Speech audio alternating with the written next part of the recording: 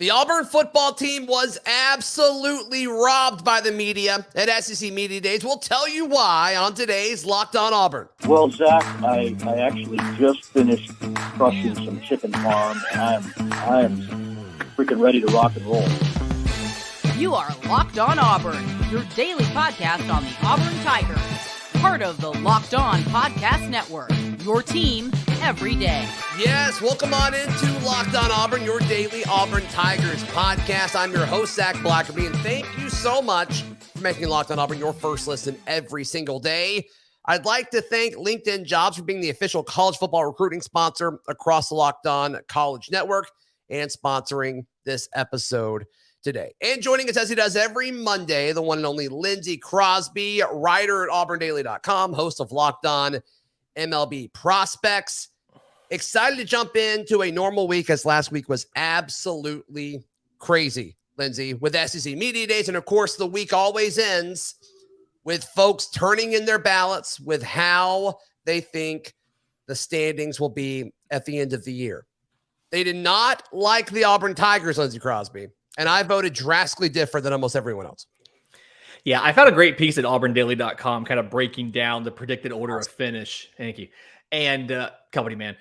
And I'm not incredibly surprised. I am a little surprised that Auburn was last in the West. And I know that you're going to break down the whole thing, but I didn't think that anybody would have Auburn beating Bama. Mm-hmm. I didn't think they'd be at 7th in the West. I will say, as the baseball guy, as a resident baseball guy here, last time somebody picked Auburn to finish last in the West, it worked out okay for the baseball team. So. It did work out. And so, yeah, because the trend, and I talked about this on Friday's show, which I was very high on Bryan Harsin, very high on the Auburn Tigers on that show. But the narrative all week with everybody that I talked to was folks saying Auburn should expect to go 7-5, 8-4. That's everybody that I talked to. Everyone that I talked to had Auburn beating Penn State. Most of the people that I talked to had Auburn going into Oxford and beating Ole Miss and beating LSU at home. And if you do those things, you will not finish last in the SEC West. It would be a very weird scenario for those things to happen and for Auburn to finish last in the SEC West. So this is the predicted order of finish in the SEC West per the SEC media that were in attendance with Media Days last week. Alabama at 1, Texas A&M at 2. You're going to pretty much get that across the board. Yeah. And then after that is where it gets weird. The media voted 3 Arkansas, 4 Ole Miss, 5 LSU, 6 Mississippi State, and then Auburn at 7. And I just have a hard time gelling with that. Arkansas' schedule is pretty tough. And I'm not saying Arkansas is going to be a bad team, but I don't think I just don't get it. I just don't buy the hype that they can challenge Texas A&M, that they can challenge Alabama. Arkansas got a handful of first-place votes, and maybe that's why the averages skewed them higher, because they got a handful of first-place votes. I'm just not getting it. I think KJ Jefferson's good. I think he's fine. But this team, like, everybody's enamored with what Coach Pittman has done so far. And I really, really, really like Coach Pittman. Mm-hmm. But they're still Arkansas. Like, let's don't lose where we are in all of this. Is they don't have elite recruiting classes. They don't have this long track record, and they're nowhere near, I think, where a lot of these folks that they're going to be competing with in regards to, Arkansas over Ole Miss. I'm not buying it. Arkansas over Mississippi State. That's where it's kind of like, to me. And I certainly don't think they're better than Auburn. So, I mean, Arkansas was having a great year last year. One of their best years in recent history. And Auburn went to Arkansas and beat them. And neither of these squads are drastically different from last year. So what's the trend now? I don't understand why so many folks are thinking Arkansas is going to come to Jordan Hare Stadium and win. Lindsay, am I crazy for thinking that? What am I missing here? I think a lot of people, if I had to guess, I would say are putting more negative or more uncertainty behind Auburn's quarterback position than we are. I mean, that's the story that we've heard, and I think you're going to continue to hear that. Looking at their schedule, I mean, their crossover games with the East, they've got South Carolina and Missouri. Mm-hmm. But obviously, they play LSU. They come here. They play Mississippi State. They play Alabama. Ole Miss, A&M. They have to play Cincinnati and BYU. Where do they play Ole Miss at, Lindsay? Is that in Fayetteville or in Oxford? That is at home. That helps. That helps, but it's just one of those, like, you've got two big games that are out of conference as far as Cincinnati and BYU, and then you have Liberty, which we don't know what Liberty is going to be, but that would have been a scary game last year. Mm-hmm. And then it's just, I don't get it either. I don't understand where the love for Arkansas comes from. I mean, Missouri State's pretty much a guaranteed win. Sure. But other than that, there's a lot of competition on this schedule. People seem to be somewhat high on South Carolina. That's an early challenge. And just, I don't quite get it. What I really don't get, though, is I really don't get not only them being third, but them being above us. It's kind of like you alluded to. We went there and beat them. Fundamentally, it's the same team versus the same team, minus we may have, we look a little different when it comes to passing the ball, who passes it, who catches it. Other than that, in essence, it's the similar squads on both sides, and we're at home. I don't see it. Yeah, and I'm highlighting specific games like Auburn hosting Arkansas because I think from 3 to 7 in the SEC West, 1 or 2 games is really going to decide a lot of these. I think there's going to be a lot of tiebreakers and head-to-heads as far as how the final pecking order is sorted out. So if Auburn beats Arkansas at home, they're going to be a drastically better situation due to that head-to-head in the final standings in the SEC West. Mm-hmm. And another one is LSU. LSU is a similar thing. They've got just as many question marks, if not more, than Auburn does. LSU doesn't know who their quarterback is, and they've got a whole lot of other roster situations that they've got to figure out, way more than Auburn.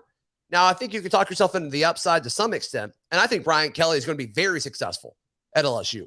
But I think long-term. I don't like the short-term version of LSU.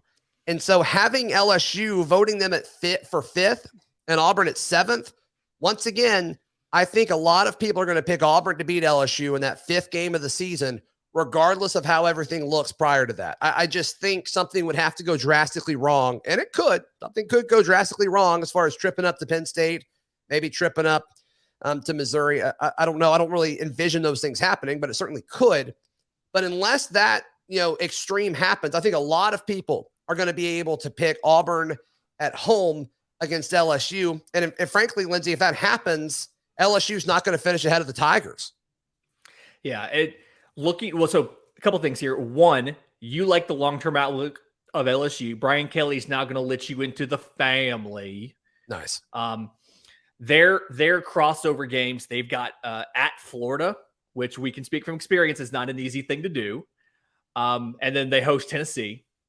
They open with Florida State. So a Power 5 team, one that is rebuilding, but a Power 5 team off the bat. They also have to play UAB. Right. Their paycheck games are early against Southern U, which I genuinely don't even know where that is, and New Mexico. But it's south of here. Yes, thank you. Okay. But I just necessarily, I don't know. I don't see.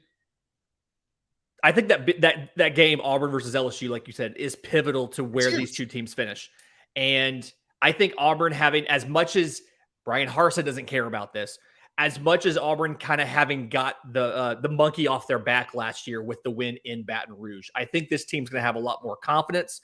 I do think that as you get a little farther out from that, I don't know if LSU circles that game as like one of those revenge type of things. They do have New Mexico the week before, so they in essence they don't have a bye, but they in essence have a paycheck game before it, so they can kind of focus on Auburn for 2 weeks. But I think at that same time, Auburn's still learning who they are and figuring out who they are during that opening run. So I like Auburn to beat LSU. I don't understand having them, 2 or 3 spots above Auburn. I don't get it. Yeah, I'm there with you. All right, I want to tell folks where I voted everyone, and I was the only person to vote for several things. One thing in particular that we'll highlight in just a moment here on Locked On Auburn. But today's show is brought to you by our friends at LinkedIn. As the sun comes out and small businesses are back in business, LinkedIn Jobs makes it easier to grow your team. LinkedIn Jobs helps you find the people you want to interview faster and for free. You can create a free job post in just minutes on LinkedIn Jobs to help you reach your network and beyond to the world's largest professional network of over 810 million people. They've got simple tools like screening questions to make it easy to focus on the candidates with just the right skills and experience so you can quickly prioritize who you'd like to interview and hire. The combination of getting a great selection of people and also in a timely manner is exactly what you want when it comes to hiring. LinkedIn Jobs helps you find the candidates you want to talk to faster. Post your job for free at linkedin.com/lockedoncollege. That's linkedin.com/lockedoncollege to post your job for free. Terms and conditions apply. Lindsey Crosby, this is my ballot. Lay it on me. I lost it. I'm pulling it up right now. All right. I had, for the SEC West, Alabama winning it. Texas A&M second. You're going to get that across the board. I then had Ole Miss at third. Auburn at fourth. Above Arkansas at fifth. Sixth was LSU. Then I had Mississippi State finishing last in the SEC West. I don't think I need to explain Alabama and Texas A&M. Now we get that. Ole Miss at three. I don't think Ole Miss will be a better team than they were a year ago, but I think their record will be close. I think their schedule is pretty favorable with how it all lines up and who they have where. I think Auburn is ahead of Arkansas and LSU because I think they beat them. Head to head. I think they win the head-to-heads. And I think Mississippi State at some point, and I said this last year and it didn't happen, but I think at some point the SEC is going to catch up with what Mike Leach does schematically. It may not happen this year. It may happen next year, 2 years from now, but it will eventually happen. And so I guess I'm just kind of predicting that happens this year. So that is my, that's my order. Yeah. And while you were going through your order, I pulled up from our friends at BetOnline, I pulled up some of the futures and some of the team over-unders. They seem to line up pretty well with the media's ballot. Okay. So I found that interesting. They've got Mississippi State 6.5 wins. They've got Auburn 6. They have everybody else higher. I like having Auburn. I think 3 and 4. I think 3 is the realistic ceiling for Auburn. I like 4 as a likely outcome. Whereas, I see, barring absolute disaster, I see, 6 is probably the floor for Auburn. Again, like you said, I think Arkansas, LSU, both those games being at home, that means they automatically kind of favor Auburn in a matchup of what should be pretty even teams. As long as the luck isn't significantly skewed one way or the other, I see Auburn finishing 4th in the conference, pending what happens against Ole Miss. Yeah. And then I was the only person just looking at the SEC East. I was the only person to vote for Tennessee to win it. For folks who care, my Eastern Division order was Tennessee 1, Georgia 2, Kentucky 3, Florida 4, South Carolina 5, Missouri 6, and Vanderbilt 7. And I had Alabama beating Tennessee in the SEC championship, if people care. I do want to ask the question about Tennessee over Georgia. I just think as a team that obviously plays Georgia, that is of some interest to us. Uh-huh. And so why you have Tennessee over Georgia in the East this year when Georgia's coming off of a college football playoff championship? Yeah, I think Stetson Bennett is still their quarterback. And I think there are other offenses now in the SEC East that losing everything that they lost, I'm not confident they're going to be able to keep up consistently with folks. And look, if I had to predict who leads the SEC in scoring this year, I'm going with the Tennessee Vols. I think Hendon Hooker is incredible. I think him and Josh Heupel's system is really, really fun to watch. And I think going into another season could really just elevate that. And so there's going to be situations, I think, where Tennessee, maybe South Carolina, if that goes the way Beamer wants it to with Spencer Rattler, I just think there's going to be a place where Georgia can trip up in regards to just not being able to score as much in an absolute boat race as other offenses in the SEC East. So that was just my thought. It's so hard to do it again. I mean, even early Saban, you didn't always see them just repeat. And so can Kirby Smart do that at this point in his tenure at Georgia? I don't know. I don't know. So I really like Tennessee, though. And so that's why I've got them edging them out. Yeah. And that's something where they play November 5th. And then Tennessee has Missouri, South Carolina, Vanderbilt at the end of that. Well, they kind of coast through while there's a little bit of a tougher schedule for Georgia. So I could see possibly Tennessee not even beating Georgia and maybe still winning the conference based on if they handle business in their other games. I see them able to take on, Missouri and Kentucky. And the question is, how do they do against Alabama? How do they do against Florida, LSU? I think that's kind of the pivotal stretch right there, is like a little 2-3 week stretch there in the middle of the season. But I like your ballot. I think that going back to the West for a minute, I think that the biggest wild card to me in this whole thing with having, as you having LSU at 6, LSU feels like kind of the pivotal. It feels like every year there's that swing team in the SEC. And we're picking Auburn to be that swing team, the team that does a lot better than everybody expects. Sure. But outside of Auburn, I feel like LSU, if Brian Kelly can figure it out a year early, I feel like they're a team that could do more than we expect. I do ultimately think they'll end up where you think they will be at 6th in the conference or in the division. But they feel like a team that's kind of a swing between outperforming expectations, because somebody always does, and where you have them now. I didn't tell you I was going to ask you this, but could you go 1 through 7 for the SEC West real quick? What would you say? I assume you got Bama at 1, A&M at 2, right? Mm-hmm. Who do you have after that? So I've got Bama, A&M. I wanted to say Arkansas until I saw the schedule. And it's a very tough schedule. Now, the folks that are pro Arkansas, a lot of their scheduling difficulty has to do with what they're doing outside of the conference. And so, like, if they lose to Cincinnati or they lose to, what's the other one? BYU? Is that the other one? Yeah. Like, it doesn't hurt.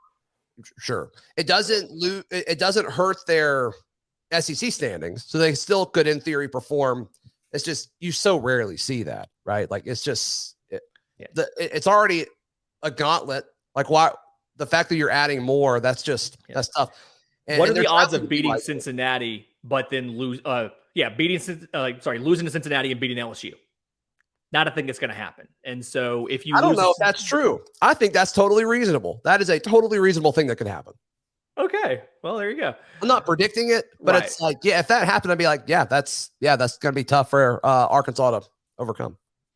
Yeah. All right. So if I'm doing this whole thing, Alabama, A&M, I guess for now, see, that's the thing. I don't want to put Ole Miss 3 because that you are replacing a quarterback, and it is such an integral part of your system. Like, I'm really torn on that 3 spot.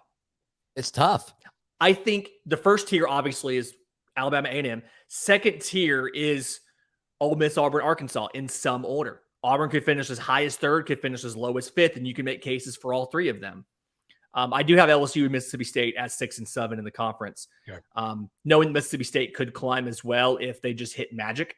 I don't think they will. They've not made any significant changes in recruiting, bringing in key players via transfer, anybody that's going to take a Joe Burrow type leap or anything. But yeah, no, I guess if I had to do it, I'd probably put Arkansas 3, I guess, knowing that 3 through 5 is all interchangeable. Auburn at 4, Ole Miss at 5, and then LSU, Mississippi State.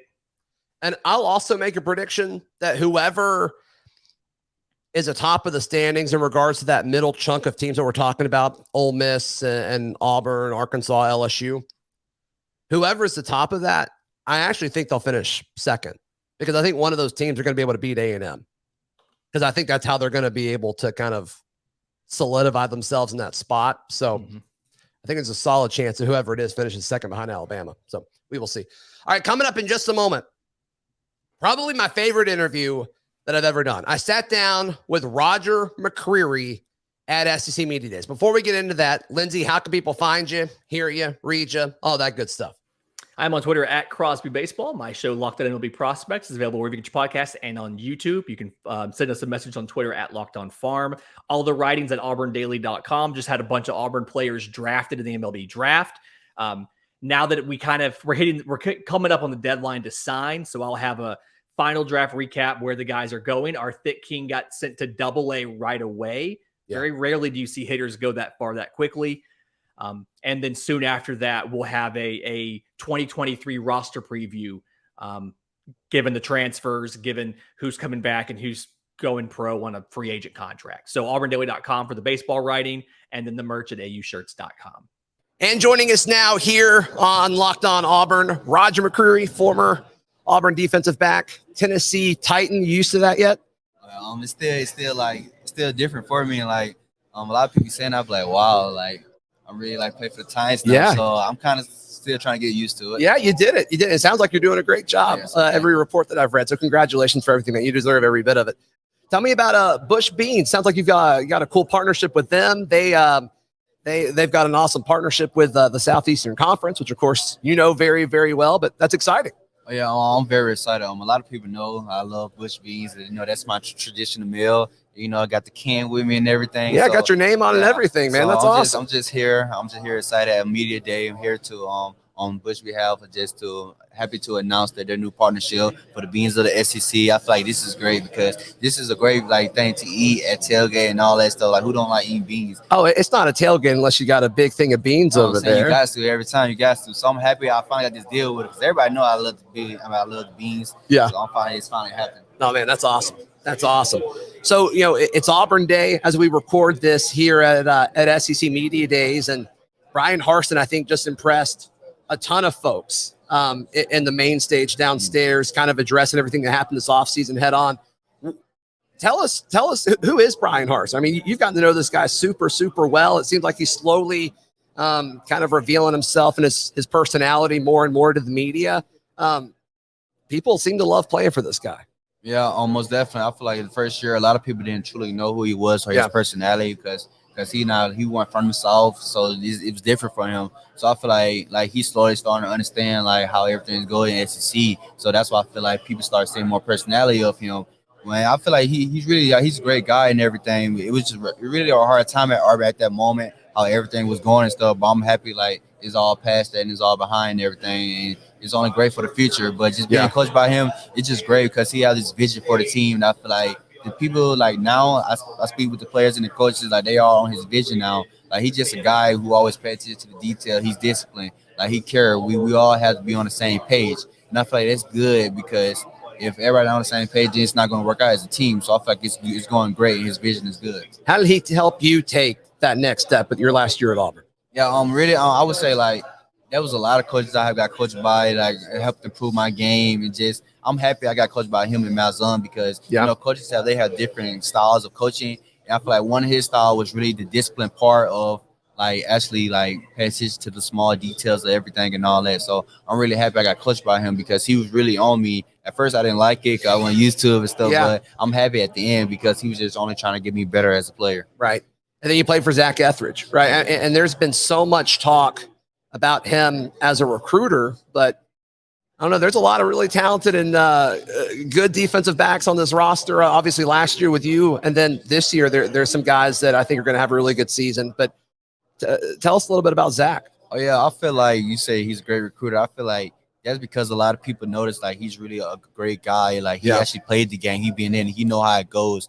And just him speaking to the guys, you can tell he actually mean it. He actually have love for the game and everything. And when I first met him, I didn't know what to expect from him. My mentor, my high school coach, Antonio Coleman, played with him. Okay. He just told me everything about him and everything. I said okay. And when I spoke to Etheridge, he said he gonna do this for me. He gonna do all this, and that's exactly what he did. He improved my game. He did all of those things, and I'm happy I got coached by him because he's really a great coach. So there's a lot of talk about who's going to take your spot and be that number one corner for this defense. And there's a lot of really good candidates, whether it's Nehemiah Pritchett or, DJ James transferring in. Jalen Simpson he seems extremely athletic. Who do you think Auburn fans should kind of be keeping an eye out on? And you can say all of those guys if you want to. Oh, yeah, most definitely. I would say all of them. I really know DJ James because he from Mobile, so I know he's a great player. And I forgot that. Yeah. Yeah, so I know he's a great player and stuff. And just them guys, CB1, I don't know who they're going to try to make CB1 because that guy going to have to follow the number one receiver everywhere. You're going to have to really be up. But it's a pretty tough job in the SEC, huh? But, they really be in it. Nehemiah experienced it. He played against those guys. Jaden Simpson played against those guys. DJ played against those guys. So, it wouldn't be surprised if it ended them. But I know at the end of the day, they are going to do great, and they're all going to be on the same level because they're being coached by Zac Etheridge. So, it's all going to be great no matter what. Is that the way this coaching staff handles a number one corner? Does a guy follow the lead person, or is it boundary and all that stuff? It's just really boundary and everything. Okay. But like when I was there, like I wanted to.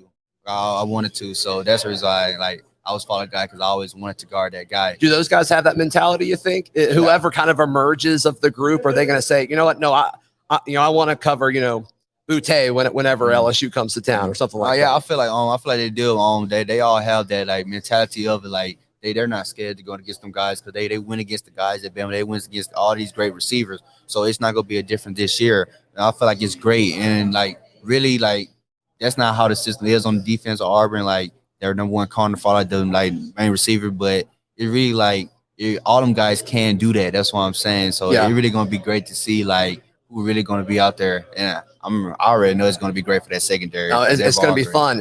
I'm sure all of those guys are chomping at the bit, for their chance, and they get it. I'm going to ask you to reminisce for 1 second. Your Iron Bowl last year, your Iron Bowl performance was one of the best performances I've ever seen from a college defensive back. I mean, you were all over the place. And it was really one of the few times like you actually started talking a little bit. What was kind of going through your mind in that game? That was going through my mind. This is really my last college game, so really, I try to give all I got. Not really. I don't really talk that much during the game, but it was the last game. I was trying to let it all out, and the guys on the secondary, they love that. They love when people talk trash. They love that energy. I mean, they know I wasn't that type of guy, but when I did it, they knew that I really meant it. So they really felt the energy there. So that's the reason why I had to give all I got to show them like, feed all my energy, like we got to win this game. So that's the reason I'm happy that they experienced that as the last game with me. Who was the best smack talker while you were at Auburn? Was it Smoke?